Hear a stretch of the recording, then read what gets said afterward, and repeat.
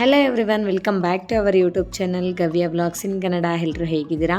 ನಾನಂತೂ ತುಂಬ ಚೆನ್ನಾಗಿದ್ದೀನಿ. ಐ ಹೋಪ್ ನೀವೆಲ್ಲ ಕೂಡ ತುಂಬ ಚೆನ್ನಾಗಿದ್ದೀರಾ ಅಂತ ಅಂದ್ಕೊಂಡಿದ್ದೀನಿ. ಇದು ಬಂದು ಥರ್ಸ್ಡೇ ವ್ಲಾಗು. ಇವತ್ತಂತೂ ಮಾರ್ನಿಂಗ್ 5 o'clockಗೆ ಎದ್ದಿದ್ದೀನಿ. ಸೊ 5ಗೆ ಎದ್ಬಿಟ್ಟು ನಾನು ಇಲ್ಲಿ 5:15 ವೀಡಿಯೋನ ಮಾಡ್ತಾ ಇದ್ದೀನಿ. ಸೊ ಹೊರಗಡೆ ನೋಡಿ ಇನ್ನೂ ಕತ್ಲಿದೆ.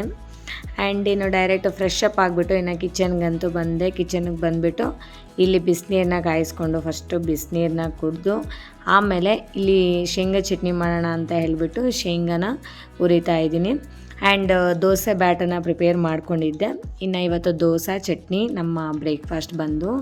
ಆ್ಯಂಡ್ ಇನ್ನೊಂದು ಏನಂತಂದರೆ ಇವತ್ತು ಸ್ವಲ್ಪ ಬೆಳಗ್ಗೆ ಮನೇಲಿ ಪೂಜೆ ಮಾಡಿಬಿಟ್ಟು ಇನ್ನು ಸ್ಕೂಲ್ಗೆ ಹೋಗೋಣ ಅಂತ ಹೇಳಿ ಬೇಗನೆ ಎದ್ದಿದ್ದೀನಿ. ಆ್ಯಂಡ್ ಆಗುತ್ತೋ ಇಲ್ಲೋ ಗೊತ್ತಿಲ್ಲ. ಆ್ಯಂಡ್ ಅಷ್ಟೊತ್ತಿಗೆ ನಮ್ಮ ಹಸ್ಬೆಂಡ್ ಕೂಡ ಇನ್ನು ಎಲ್ಲೋ ಆಚೆ ಹೋಗಬೇಕು ಅಂತ ಹೇಳಿದ್ರು. ಅವರು ಕೂಡ ಬೇಗನೆ ಇದ್ದರು.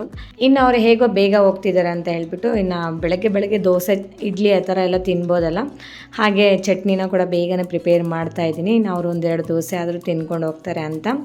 ಆ್ಯಂಡ್ ಬೆಳಗ್ಗೆ ಅಂತೂ ಕಂಪಲ್ಸರಿ ಹಾಟ್ ವಾಟರ್ ಕುಡಿಲೇಬೇಕು. ಕುಡಿದಾದ್ಮೇಲೆ ನಾವು ಟೀ ಕಾಫಿ ಏನಾದರೂ ಕುಡಿಬೋದು, ಚೆನ್ನಾಗಿರುತ್ತೆ.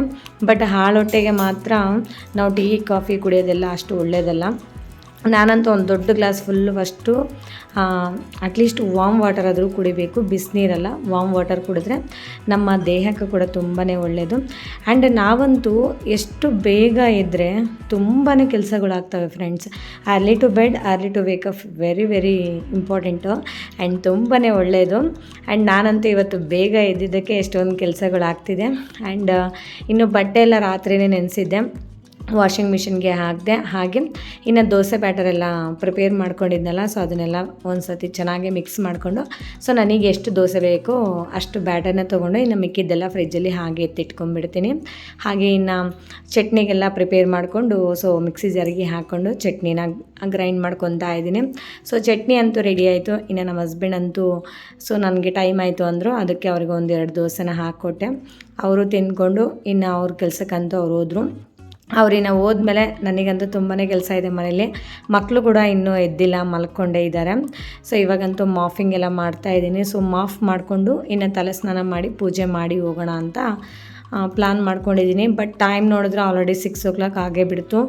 ಏನು ಮಾಡೋದು ಗೊತ್ತಿಲ್ಲ. ಟ್ರೈ ಮಾಡೋದು ಅಷ್ಟು ಎಷ್ಟಾದರೆ ಅಷ್ಟು. ಟ್ರೈನ್ ಆಗಿಲ್ಲ ಅಂತಂದರೆ ಸಾಯಂಕಾಲ ಬಂದು ಪೂಜೆ ಮಾಡ್ತೀನಿ. ಸೊ ಯಾವಾಗಲೂ ನನಗೆ ಬೆಳಗ್ಗೆ ಟೈಮ್ ಪೂಜೆ ಮಾಡಿದ್ರೆ ತುಂಬಾ ಚೆನ್ನಾಗಿರುತ್ತೆ, ಒಳ್ಳೆ ಪಾಸಿಟಿವ್ ವೈಬ್ಸ್ ಕ್ರಿಯೇಟ್ ಆಗುತ್ತೆ. ಸೊ ನನಗಂತೂ ತುಂಬಾ ಇಷ್ಟ.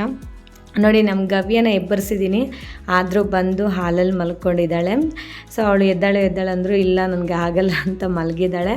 ಇಲ್ಲಿ ನೋಡಿ ಫ್ರೆಂಡ್ಸ್, ನಮ್ಮ ಗಮ್ಯ ಇನ್ನೂ ಮಲಗಿದ್ದಾಳೆ. ಅವರಪ್ಪ ಚೆನ್ನಾಗಿ ಬೆಡ್ಶೀಟ್ ಎಲ್ಲ ನೀಟಾಗಿ ಒದಿಸ್ಬಿಟ್ಟು ಹೋದರು. ಸೊ ಫೈನಲಿ ನಮ್ಮ ಗವ್ಯಗಂತೂ ಹೇಗೋ ಎಬ್ಬರಿಸಿ ರೆಡಿ ಮಾಡಿಸಿದ್ದೀನಿ. ಇನ್ನು ಅವಳು ದೋಸೆ ತಿಂತಾ ಇದ್ದಾಳೆ. ಸೊ ದೋಸೆ ಇಡ್ಲಿ ಅಂದರೆ ಅದೊಂಥರ ತುಂಬ ಇಷ್ಟ ಅವ್ರಿಗೆ ಟಿಫನು. ಸೊ ದೋಸೆ ಮಾಡಿದ್ದೀನಿ, ಇಡ್ಲಿ ಮಾಡಿದ್ದೀನಿ, ಬೇಗ ಎದ್ದಾಳು ಅಂದರೂ ಕೂಡ ಎದ್ದಾಳ್ತಾರೆ. ಸೊ ನಮ್ಮ ಮಕ್ಕಳು ಆ ಥರ ವೀಕ್ಲಿ 2 days 3 days ಅಂತೂ ದೋಸೆ ಇಡ್ಲಿ ಇರಬೇಕು. ಆ್ಯಂಡ್ ಇನ್ನು ಗವ್ಯಾಗೆ 2 ದೋಸೆ ಮತ್ತು ಬನಾನ, ಒಂದು ಸ್ವಲ್ಪ ಶೇಂಗಾ ಬೀಜ ಆ್ಯಂಡ್ ಒಂದು ಬಾಕ್ಸಲ್ಲಿ ಚಟ್ನಿನ ಹಾಕ್ಕೊಟ್ಟೆ. ಇನ್ನು ಫಸ್ಟು ಗವ್ಯನ ಹೋಗಿ ಬಸ್ ಸ್ಟಾಪ್ಗೆ ಹೋಗಿ ಡ್ರಾಪ್ ಮಾಡಬೇಕು. ಇನ್ನು 7:30ಗೆ ಅವಳು ಕರೆಕ್ಟು 7:30ಗೆ ಬಸ್ ಸ್ಟಾಪ್ಗೆ ಬಂದುಬಿಡುತ್ತೆ ಬಸ್ಸು. ನನಗೂ ಗಮ್ಯಾಗೂ ಅಷ್ಟು ಟೆನ್ಷನ್ ಇಲ್ಲ, ಹೇಗೋ ಬೇಗ ಹೋಗ್ಬೋದು. ಆ್ಯಂಡ್ ನಮಗೆ ನಿಯರ್ ಬೈ ಇದೆ. ಆ್ಯಂಡ್ ಗವ್ಯದ್ದು ಹಾಗಲ್ವಲ್ಲ, ಸೊ ಬಸ್ ಆನ್ ಟೈಮ್ಗೆ ಬಂದುಬಿಡುತ್ತೆ. ಸೊ ವೆಯ್ಟ್ ಮಾಡು ಅಂದರೆ ಮಾಡ್ತಾರೆ, ಡೈಲಿ ವೆಯ್ಟ್ ಮಾಡು ಅಂತ ಹೇಳೋದು ಅಷ್ಟು ಕರೆಕ್ಟ್ ಅಲ್ಲ. ಹಾಗಾಗಿಬಿಟ್ಟು ನಾವು ಆನ್ ಟೈಮ್ಗೆ ಹೋಗ್ಬಿಡ್ತೀವಿ. ಇನ್ನು ಅಷ್ಟೊತ್ತಿಗೆ ಗವ್ಯನ ಡ್ರಾಪ್ ಮಾಡಿ ಬರೋ ಅಷ್ಟೊತ್ತಿಗೆ ಇನ್ನು ಬಟ್ಟೆಲಿ ವಾಷಿಂಗ್ ಮಿಷಿನ್ ಕೂಡ ಆಗಿತ್ತು. ಇವಾಗ ಬಟ್ಟೆ ಎಲ್ಲ ಹಾರಾಕ್ತಾಯಿದ್ದೀನಿ. ಇನ್ನು ಟೈಮು ನೋಡ್ತಾ ಒಂದು 5-10 ನಿಮಿಷ ಕೂತ್ಕೊಂಡ್ರೂ ಕೂಡ ಆ ಟೈಮ್ ಅಂತೂ ಹೋಗ್ಬಿಡುತ್ತೆ. ಫುಲ್ಲು ಟೆನ್ಷನ್ ಸ್ಟಾರ್ಟ್ ಆಗಿಬಿಡುತ್ತೆ. ಹಾಗಾಗಿಬಿಟ್ಟು ಇನ್ನು ಇವಾಗಂತೂ ಫುಲ್ಲು ಟೆನ್ಷನಲ್ಲಿ ಕೆಲಸ ಮಾಡ್ತಾಯಿದ್ದೀನಿ ಫ್ರೆಂಡ್ಸ್. ಸೊ ಒಂದು ಕಡೆ ಇಬ್ಬರಿಗೂ ಬಾಕ್ಸ್ ಕಟ್ಟಬೇಕು, ಮತ್ತು ನಾನು ಅವಳು ಇಬ್ಬರು ಕೂಡ ತಿನ್ನಬೇಕು. ಆ್ಯಂಡ್ ದೋಸೆನ ಕೂಡ ಅಲ್ಲಿ ಬ್ರೇಕ್ಫಾಸ್ಟ್ಗೆ ತೊಗೊಂಡು ಹೋದರೆ ತಣ್ಣಗಾಗಿರುತ್ತೆ, ತಿನ್ನೋಕ್ಕಾಗಲ್ಲ. ಮಧ್ಯಾಹ್ನ ಹೇಗೋ ತಣ್ಣಗಾಗಿರೋದೇ ತಿನ್ನಬೇಕು.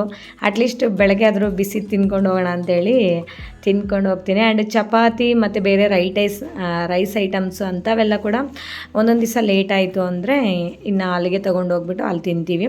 ಮಕ್ಳು ಬರೋದು 9 o'clockಗೆ, ಬಟ್ ಟೀಚರ್ಸ್ ಅಂತೂ 8:30ಗೆ ಇರಬೇಕು. ಹೇಗೋ ಇನ್ನು 1/2 hour ಇಲ್ಲ 20 minutes ಟೈಮ್ ಇರುತ್ತೆ. ಹಾಗಾಗಿಬಿಟ್ಟು ಇನ್ನು ಅಲ್ಲಿಗೆ ತೊಗೊಂಡೋಗಿ ತಿಂತೀವಿ. ಆ್ಯಂಡ್ ದೋಸೆ, ಇಡ್ಲಿ, ಇದು ಚಪಾತಿ ಮಾಡಬೇಕಂದ್ರೆ ಟೈಮ್ ಅಂತೂ ಕಂಪಲ್ಸರಿ ಜಾಸ್ತಿ ಬೇಕಾಗುತ್ತಲ್ವ. ಯಾಕಂದರೆ ಅವ್ರಿಗೆ ಮಾಡಿ ಹಾಕಬೇಕು. ಒಂದು ರೈಸ್ ಐಟಮ್ಸ್ ಆದರೆ ಬೇಗ ಮುಗಿಸ್ಬಿಡ್ಬೋದು, ಬಟ್ ಇಡ್ಲಿ ದೋಸೆ ಇಂಥವೆಲ್ಲ ಸ್ವಲ್ಪ ಟೈಮ್ ಬೇಕು.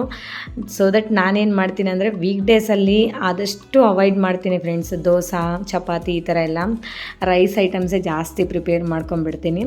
ಇನ್ನು ಎಲ್ಲ ತಿಂದು ಬಾಕ್ಸ್ ಕಟ್ಬಿಟ್ಟು ಇಲ್ಲಿ ನಾನು ಗಮ್ಯ ಫೈಟ್ ಮಾಡಿಕೊಂಡು ರೆಡಿ ಆಗ್ತಾಯಿದ್ದೀವಿ.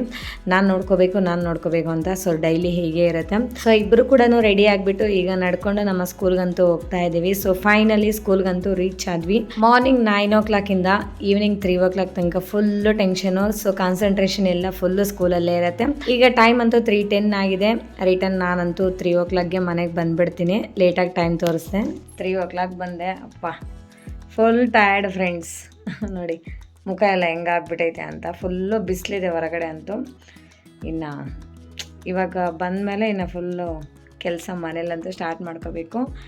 ಒಂದು ಹಾಫ್ ಆನ್ ಅವರ್ ಹಾಗೆ ರೆಸ್ಟ್ ಮಾಡ್ತೀನಿ. 3:30ಗೆ ಮತ್ತೆ ಗವ್ಯನ ಹೋಗಿ ಪಿಕಪ್ ಮಾಡ್ಕೊಂಬರ್ಬೇಕು ಬಸ್ ಸ್ಟಾಪ್ಗೆ ಹೋಗಿ. ಆಮೇಲೆ ಇನ್ನು ಕೆಲಸ ಅಂತೂ ಸ್ಟಾರ್ಟ್ ಮಾಡ್ಕೊತೀನಿ. ಈಗ ಒಂದು 20 minutes ಹಾಫ್ ಆನ್ ಅವರ್ ಹಾಗೇ ಕೂತ್ಕೊಂಡು ಸ್ವಲ್ಪ ರೆಸ್ಟ್ ಮಾಡೋದಷ್ಟೇ. Okay bye. ಬೆಳಗ್ಗೆ ಅಂತೂ ರಿಯಲಿ ನನಗಂತೂ ಟೈಮೇ ಸಾಕಾಗಲಿಲ್ಲ. ಸೊ ದಟ್ ಇನ್ನು ಸಾಯಂಕಾಲ ಬಂದು ಪೂಜೆನ ಮಾಡ್ತಾಯಿದ್ದೀನಿ. ಸೊ ಅಲ್ಲಿಗೂ ಎಲ್ಲ ನೀಟಾಗಿ ಕ್ಲೀನ್ ಮಾಡಿ ಪೂಜೆ ಮಾಡೋಕ್ಕಾಗಿಲ್ಲ. ಇನ್ನು ಬರೀ ಹೂವು ಮಾತ್ರ ಚೇಂಜ್ ಮಾಡಿಬಿಟ್ಟು ದೀಪನ ಹಚ್ಚಿ ಪೂಜೆ ಮಾಡ್ತಾಯಿದ್ದೀನಿ. ಸೊ ಇವಾಗ ನನ್ನ ಮಗಳು ಪೂಜೆ ಮಾಡ್ತಾ ಇದ್ದಾಳೆ ನೋಡಿ. ಸೂರ್ಯಕೋಟಿ ಸಮಪ್ರಭ ನಿರ್ವಿಘ್ನಂ ಕುರು ಮೇ ದೇವ ಸರ್ವಕಾರ್ಯೇಷು ಸರ್ವದಾ. Thank you God. ಇನ್ನು ಒಂದು 2-3 ಶ್ಲೋಕ ಬರ್ತವೆ. ಹೇಳಮ್ಮ ಅಂದರೆ ಒಂದು ಹೇಳಿದ್ಲು. ಸೊ ಹೇಗೋ ಪೂಜೆ ಮಾಡಿದ್ಲಲ್ಲ, ತುಂಬಾ ಖುಷಿ ಆಯಿತು. ಸೊ ಮಕ್ಕಳು ದೊಡ್ಡವರು ಏನು ಮಾಡ್ತಾರೋ ಸೊ ಅದನ್ನೇ ಫಾಲೋ ಮಾಡ್ತಾರೆ ಅಲ್ವಾ. ನಾನು ಯಾವಾಗಲೂ ಪೂಜೆ ಮಾಡಬೇಕಂದ್ರೂ ಕೂಡ ಫಸ್ಟ್ ಅವಳು ತೊಗೊಂಡ್ಬಿಡ್ತಾಳೆ ನಾನು ಮಾಡ್ತೀನಿ ಅಂತ. ಆ್ಯಂಡ್ ಇಲ್ಲಿ ಇನ್ನು ರಾತ್ರಿ ಎಲ್ಲ ಪಾತ್ರೆ ಎಲ್ಲ ತೊಳೆದು ಕಿಚನ್ ಕೌಂಟರ್ ಟಾಪ್ ಎಲ್ಲ ಕ್ಲೀನ್ ಮಾಡಿಕೊಂಡು ಇವಾಗ ಹುಳ್ಳಿಕಾಳು ಮತ್ತು ಇದು ಅಲಸಂದೆ ಕಾಳು ಮತ್ತು ಹೆಸರು ಕಾಳು ಎಲ್ಲ ಕೂಡ ನೆನೆಸ್ಕೊಂಡಿದ್ದೀನಿ. ಎಲ್ಲ ಸ್ವಲ್ಪ ಹಾಕಿ ನೆನೆಸಿಟ್ಕೊಂಡಿದ್ದೀನಿ. ಇವಳಿಗಂತೂ ನಿದ್ದೆನೇ ಬರಲಿಲ್ಲ. ಏನು ಮಾಡೋದು. ಆ್ಯಕ್ಚುಲಿ ಒಂದು 1 hour ಕರೆಂಟ್ ಹೋಗಿದ್ದ. ಸೊ ಆ ಬೈಕೆ ಗಮ್ಮಿ ಅಂತ ಮಲ್ಕೊಂಡ್ಬಿಟ್ಲು ಇವಳು. ಮತ್ತೆ ಕರೆಂಟ್ ಬಂದುಬಿಡ್ತು ಅಂತ ನಿದ್ದೆನೇ ಹೋಯ್ತು. ನೋಡಿ ಹೆಂಗೆ ಹೇಳ್ತಿದ್ದಾಳೆ. ನಿದ್ದೆ ಹೋಯ್ತಾ? ನೋಡ್ರಿ ಬ್ಲೂ ಪೆನ್ಸಿಲ್. ಗವ್ಯ ಗೋಡೆ ಮೇಲೆಲ್ಲ ಪೆನ್ಸಿಲಲ್ಲಿ ಬರೆದ್ರೆ ಸರಿಯಾಗಿ ಓದ ಕೊಡ್ತೀನಿ ನಾನು. ಬ್ಲೂ ಪೆನ್ಸಿಲ್ ಗೋಡೆ ಮೇಲೆ ಜಾಗ ಇಲ್ಲ ಇನ್ನೆಲ್ಲಿ ಬರೆಯಕ್ಕೆ ನಿಂಗೆ. ಗೋಡೆ ಪೆನ್ಸಿಲ್ ನೋಡ್ರಿ. ಇದು ಗೋಡೆ ಪೆನ್ಸಿಲ್ ಅಂತ. ಇದು ಬ್ಲೂ ಪೆನ್ಸಿಲ್. ಅದೇನು ಕೊಡ್ತೀನಿ. ಸೊ ಈ ಟೈಮ್ ಎಷ್ಟಾಗಿದೆ ಹೇಳಿ? 10:20. ಸೊ ಈ ವ್ಲಾಗ್ನಂತೂ ಇಲ್ಲಿಗೆ ಎಂಡ್ ಮಾಡ್ತಾ ಇದ್ದೀನಿ. ಇಷ್ಟೇ ಫ್ರೆಂಡ್ಸ್ ಇವತ್ತಿನ ವ್ಲಾಗ್. ಈ ವ್ಲಾಗ್ ನಿಮ್ಗೆ ಇಷ್ಟ ಆಗಿದ್ರೆ ಪ್ಲೀಸ್ ಒಂದು ಲೈಕ್ ಮಾಡಿ, ಶೇರ್ ಮಾಡಿ, ವಿಡಿಯೋ ಹೇಗಿದೆ ಅಂತ ಒಂದು ಕಾಮೆಂಟ್ ಮಾಡಿ. ಆ್ಯಂಡ್ ದಯವಿಟ್ಟು ಸಬ್ಸ್ಕ್ರೈಬ್ ಮಾಡ್ಕೊಳ್ಳೋದನ್ನು ಮಾತ್ರ ಮರಿಬೇಡಿ. Okay, thank you for watching. See you in the next vlog. Okay, bye bye, good night.